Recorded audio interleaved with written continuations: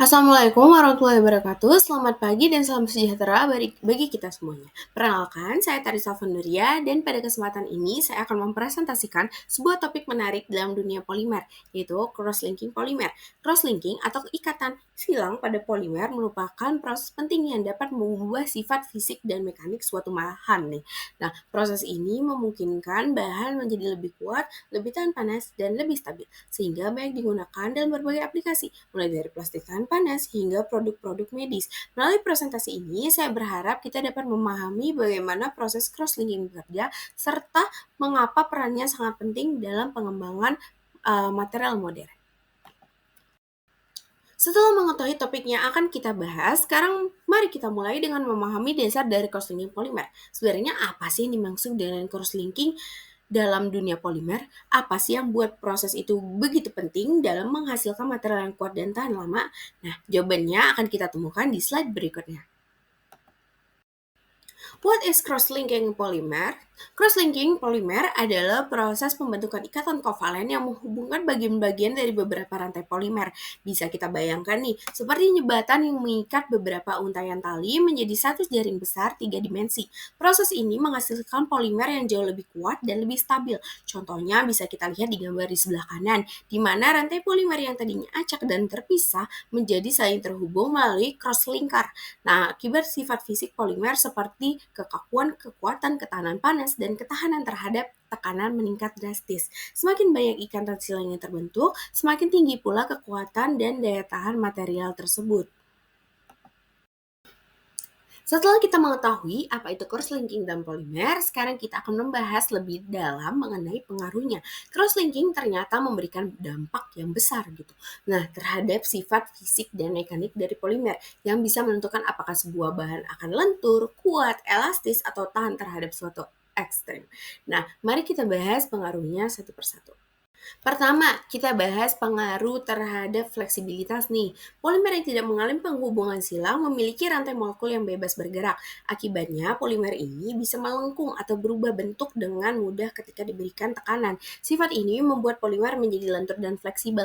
Namun, saat cross-linking terjadi, rantai-rantai tersebut terikat satu sama lain oleh ikatan kimia, sehingga ruang geraknya menjadi terbatas. Hal ini membuat polimer menjadi lebih kaku dan fleksibilitasnya menurun secara signifikan. Selain itu, elastisitas pun ikut menurun. Jika sebelumnya polimer bisa kembali ke bentuk semula setelah ditarik atau ditekan, maka setelah cross-linking kemampuan tersebut menurun. Bisa kita lihat di gambar nih. Nah, dengan kata lain, cross-linking menjadikan polimer lebih kuat, tapi lebih sulit untuk kembali ke bentuk awal setelah diberi gaya. Selanjutnya, kita akan bahas pengaruh cross-linking terhadap pergerakan rantai molekul polimer. Tanpa cross-linking, rantai-rantai ini bisa bergerak bebas, saling bergeser dan berubah bentuk terutama ketika dipanaskan atau diberi tekanan. Tapi, dengan adanya ikatan silang, pergerakan ini jadi terbatas, yang menyebabkan polimer menjadi lebih kaku dan tidak mudah mengalami perubahan bentuk. Menariknya, efek ini justru membuat polimer lebih tahan terhadap deformasi dan tekanan dari luar. Misalkan karet yang telah mengalami proses vulkanisasi, yaitu proses cross-linking akan jauh lebih kuat dan tidak mudah berubah bentuk dibandingkan karet biasa. Nah, kesimpulannya meskipun pergerakan rantai berkurang, ketahanan terhadap stres mekanik justru meningkat. Terakhir nih, salah satu pengaruh paling signifikan dari cross-linking adalah peningkatan kekuatan dan ketahanan polimer yang sudah ter-cross-link memiliki struktur yang jauh lebih stabil secara thermal maupun mekanik. Ikatan silang mencegah polimer larut dengan pelarut, serta membuatnya tahan terhadap panas dan tekanan tinggi. Contohnya bisa dilihat di gambar. Semakin tinggi derajat cross-linking, maka semakin rapat dan kuat struktur polimernya. Hal ini membuat bahan tersebut cocok digunakan dalam berbagai aplikasi berat, seperti pelapis anti panas, peralatan industri, hingga bahan penyusun pesawat dan kendaraan. Jadi, meskipun ada penurunan fleksibilitas dan elastisitas, trade-off-nya adalah kekuatan dan daya tahan yang jauh lebih baik. Sekarang kita akan bahas tentang jenis-jenis cross-linking pada polimer. Secara umum, penghubungan silang dibagi menjadi dua jenis utama, yaitu cross-linking secara kimia dan cross-linking secara fisik. Keduanya memiliki cara kerja, kekuatan, ikatan, serta kelebihan dan kekurangan yang berbeda-beda. Mari kita lihat satu persatu. Nah, yang pertama ada cross-linking kimia. Cross-linking kimia adalah proses penghubungan silang yang melibatkan reaksi kimia untuk membentuk ikatan kovalen antara rantai polimer nih. Nah, proses ini biasanya menggunakan katalis atau agen penghubung seperti peroksida, isosianat, atau anhidrida untuk menciptakan ikatan yang stabil. Contoh penerapannya bisa kita lihat pada proses vulkanisasi karet yang membuat karet menjadi lebih elastis, kuat, dan tahan lama. Kekuatan ikatan yang terbentuk dari cross-linking kimia sangat tinggi karena ikatan kovalen ini tidak mudah putus meskipun berada di bawah suhu atau tekanan tinggi. Inilah mengapa polimer yang di crosslink secara kimia umumnya lebih tahan terhadap bahan kimia, pelarut, atau kondisi lingkungan ekstrim. Produk yang dihasilkan bersifat permanen dan sangat stabil.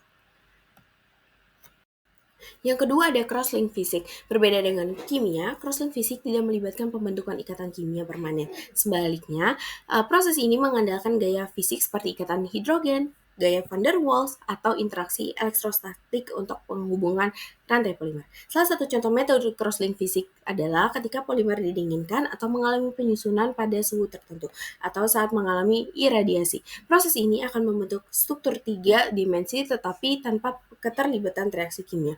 Namun, ketika hanya mengandalkan interaksi fisik yang bersifat lemah, ikatan yang terjadi bisa lebih mudah putus, terutama jika terkena panas atau tekanan. Oleh karena itu, stabilitas cross-linking fisik lebih rendah dibandingkan dengan cross-linking kimia. Selanjutnya ada keuntungan dan kekurangan kimia versus fisik. Dari dua jenis cross-linking tadi, masing-masing memiliki kelebihan dan kekurangannya. Kita mulai dari cross-linking kimia. Nah, keuntungannya pertama kekuatan dan ketahanan yang tinggi, produk yang dihasilkan tahan terhadap suhu ekstrim, bahan kimia, dan tekanan mekanik. Kedua, stabilitas jangka panjang, sehingga cocok untuk aplikasi berat dan tidak mudah terdegradasi oleh kelembapan atau paparan lingkungan. Namun, kekurangannya proses ini relatif lebih rumit dan mahal karena membutuhkan bahan kimia khusus dan reaksi yang kompleks. Selain itu, setelah cross-linking terjadi, material tidak bisa diproses ulang, alias tidak dapat didaur ulang atau diperbaiki dengan mudah. Sekarang cross-linking fisik, keuntungannya proses lebih sederhana, lebih murah, tidak membutuhkan bahan kimia berbahaya sehingga lebih ramah lingkungan. Produk yang dihasilkan juga lebih fleksibel dan dapat didaur ulang. Tetapi kekurangannya karena ikatannya hanya fisik, maka ketahanannya lebih rendah. Produk ini lebih mudah rusak jika terkena panas. Kelembapannya atau tekanannya, durabilitasnya pun terbatas, terutama untuk aplikasi yang membutuhkan kekuatan tinggi. Sekarang kita masuk ke bagian aplikasi, yaitu bagaimana cross-linking digunakan dalam kehidupan nyata. Cross-linking baik secara kimia maupun fisik ternyata sangat luas penggunaannya, mulai dari industri, otomotif, kesehatan, hingga elektronik. Nah, aplikasi cross-linking kimia itu yang pertama ada ban dan karet vulkanisasi. Nah, proses vulkanisasi pada ban mobil melibatkan cross-linking kimia yang membuat karet menjadi lebih kuat, tahan panas, dan tidak mudah aus karena tekanan mekanik tinggi. Yang kedua ada plastik dan polimer keras. Contohnya bakelit.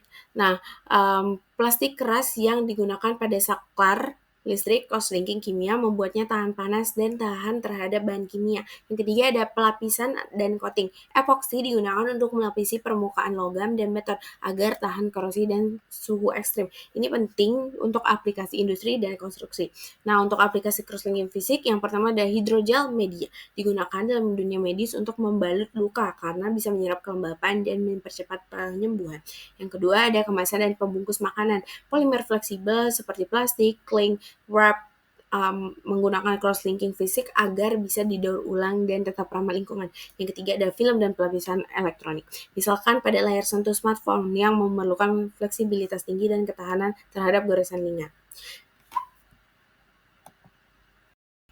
Selanjutnya kita bahas tentang cross-linking density, yaitu ukuran seberapa padat ikatan silang yang terbentuk dalam struktur polimer. Semakin tinggi cross-linking density artinya semakin banyak ikatan silang per unit volume polimer.